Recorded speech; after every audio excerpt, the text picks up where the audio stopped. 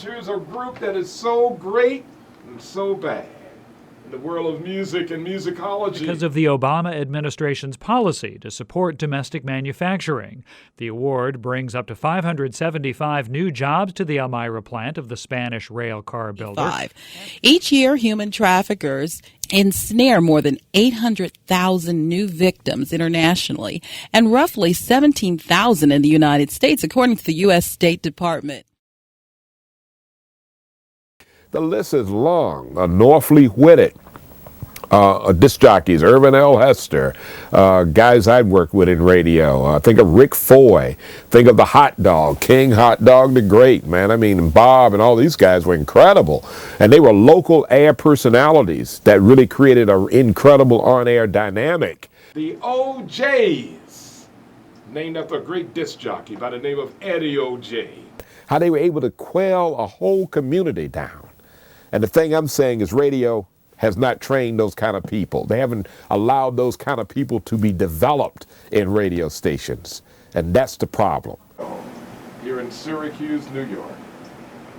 But in the meantime, in between time... Fall of 2012, so hiring for the new jobs in Elmira should start later this year. Chris Bolt, WAER News.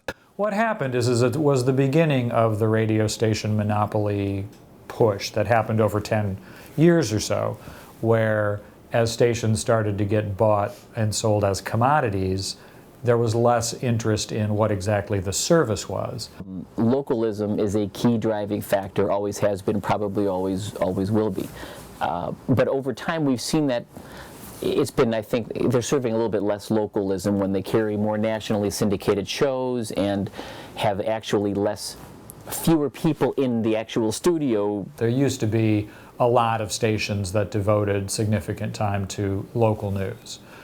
It might not have been every hour, but in morning drive time, in an afternoon drive time, most stations would have some news that they probably covered. They went out, they talked to people, they produced news, they had news people on staff. Never forget Ms. Leola Dyson telling me years ago in Norfolk, Virginia, WRAP, well, she did Around the Town with Ms. Leola Dyson on WRAP years ago. She said, you really want to create your radio station, make it so strong that people call the radio station before they call the police when they're in trouble.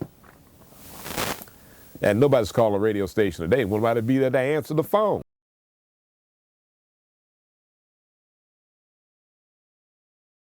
You have very few options and very little is getting covered, and oftentimes they're the same things. If there's a big press conference or big election story or city council meeting that's controversial, you know, the few that are out there covering it are all covering the same thing anyway. Corporate ownership is pretty much the model that's in place right now.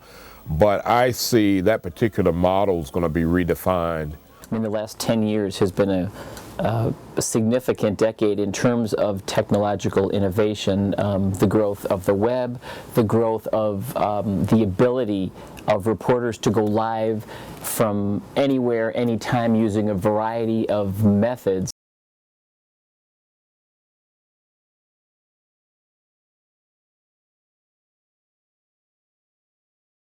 The FCC already does still require stations, radio, TV, to serve their local market in order to keep their license to broadcast. So localism still is a core fundamental in this country of all broadcasters. For radio news, there's a need, I think, in every market to have some. It's just that the need has diminished greatly because there just aren't as many people listening. However, even with that, people still say they like their morning personalities that can tell you the local traffic and weather, that can give you the local, you know, what's going on, talk about a local event, even if it's talking about last night's SU basketball game. I believe there's fewer young people whose lives revolve around radio the way the prior generation did. But I think that's in part why radio station owners are realizing we can't ride the coattails of the people who have listened to us for the past 30 years. If we're going to survive long term, we have to offer something to the younger generation and make them want to come with us and tune us in. Radio stations have to stay local. if you produce a type of a content, whether it's jazz music or anything else, that's just like a national broadcast and it's like a syndicated where there is no local component, why listen to you as opposed to everybody else? Develop local leaders and personalities that people can trust and people that will know what is happening sociologically in the community and get on the air and let them put together the formats and all, to interview people, to bring people on the air, to discuss issues, people that can talk, people that can write, people that can tell stories. That's what you need. Those that can take advantage of the mobile application or the internet, whatever they're doing on their internet, just streaming or streaming plus adding more content, those are going to be the ones that are going to be able to survive a little more. And then finding ways to connect to the audience technologically and through content, those ones again, they're going to keep an audience, keep advertisers, be economically viable. If there is a way to somehow beef up what you could call localism in the world of radio, something like social media is a good way to do it, as long as you are capitalizing on, in the social media, on something involving your local community and the radio station. So I think that hyper-localism could be a way.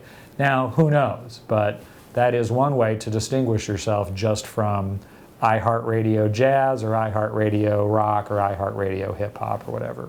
Could Twitter somehow be attached to a radio signal, or somehow they be wedded?